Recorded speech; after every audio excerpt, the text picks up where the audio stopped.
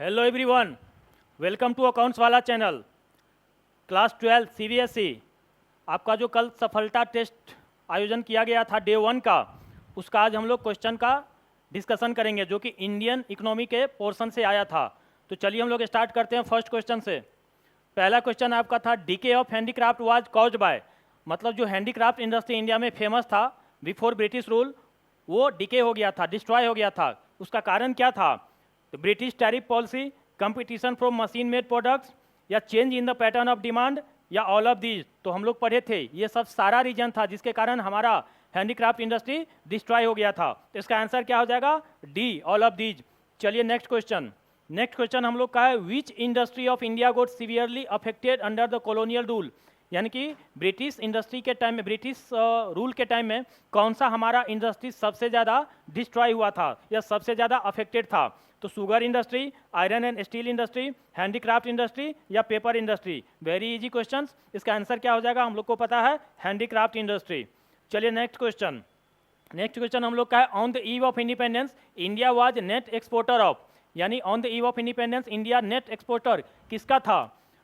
Primary products का, industrial products का, capital goods का, या ऑल ऑफ दीज का? तो हम लोग को पता था India was only exporter of raw material, and raw material is also called primary product. चलिए नेक्स्ट क्वेश्चन।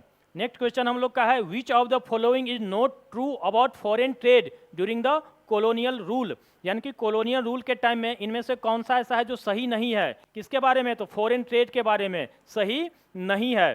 तो पहला कह रहा है India suffer from large trade deficit, दूसरा कह रहा है restrictive policy of the commodity production were followed, ये तो बिल्कुल सही है, ऐसा था।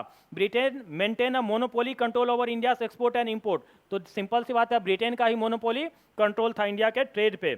India become an exporter of primary products and an importer of finish consumer goods, ये भी हम लोग देखे थे। इंडिया क्या था? रॉ मटेरियल का एक्सपोर्टर था और फिनिश गुड्स का इंपोर्टर था। But India suffered from large deficit नहीं, लार्ज सरप्लस। इंडिया क्या था? लार्ज सरप्लस था। किसका? इंडिया लार्ज सरप्लस था, ट्रेड डिफिसिट नहीं था, ट्रेड सरप्लस था। लेकिन उसका बेनिफिट किसको होता था? ब्रिटिशर्स इकोनॉमी को होता था, ब्रिटिश इकोनॉमी को होता था। क्यों?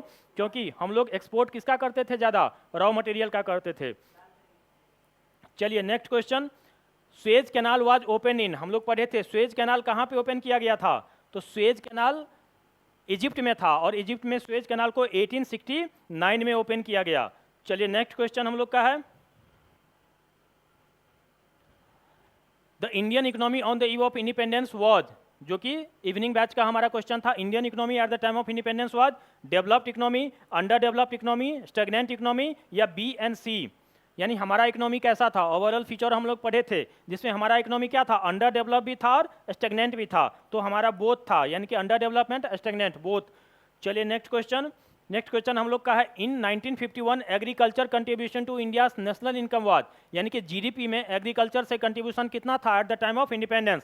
Highest among the three sector, lowest among the three sector, lower than the industrial sector, या lower than the service sector? हम लोग को पता था कि जीडीपी में सबसे ज़्यादा कंट्रीब्यूशन किसका था? एग्रीकल्चर का। कितना परसेंट था? तो 50 to 52% था, 50 to 52% सबसे हाईएस्ट था, और ये बहुत अच्छा नहीं माना जाता है। सेकेंडरी सेक्टर का कितना था? तो सेकेंडरी सेक्टर का कंट्रीब्यूशन लगभग 11 to 12% था, और टर्सरी सेक्टर का कितना था? तो टर्सरी सेक्टर का 35% के आसपास था।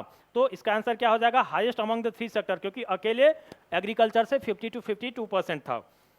चलिए next question. Under the British rule commercialisation of agriculture resulted in shifting of agriculture production from dash crops to dash crops, यानी कि कमर्शियलाइजेशन जो हुआ था एग्रीकल्चर का, उसमें किस क्रॉप्स के बदले किस क्रॉप्स का प्रोडक्शन होता था? कैश क्रॉप के बदले फूड क्रॉप, कॉटन क्रॉप्स के बदले जूट, या फूड के बदले कैश, या जूट के बदले फूड? तो हम लोग को पता था एग्रीकल्चर में क्या हुआ था कमर्शियलाइजेशन से? फूड ग्रेन के बदले कैश क्रॉप का प्रोडक्शन होता था। तो आंसर क्या हो जाएगा? फूड के बदले कैश क्रॉप्स। चलिए next question. Land holding at the time of independence were, तो हम लोग पढ़े थे लैंड होल्डिंग क्या था? स्मॉल था और साथ साथ फ्रेगमेंटेड था। तो लैंड होल्डिंग क्या था? एक तो फ्रेगमेंटेड था और स्मॉल था। तो आंसर क्या हो जाएगा? ए एंड सी, हमारा आंसर डी हो जाएगा। चलिए लास्ट क्वेश्चन हम लोग का है farming which focus on basic needs of the family is called, यानी ऐसा फार्मिंग जो हम लोग अपने फैमिली को बेसिक नीड्स फुलफिल करने के लिए प्रोडक्शन करते थे वो क्या कहलाता है? Stagnant farming, subsistence farming, commercial farming या फिर नॉन ऑफ दी? तो आंसर क्या हो जाएगा? Subsistence farming. चलिए आप लोग इसको आंसर को मिला लीजिए और अपना स्कोर चेक कर लीजिए। टिल देन मिलते हैं नेक्स्ट लेक्चर में। Thank you.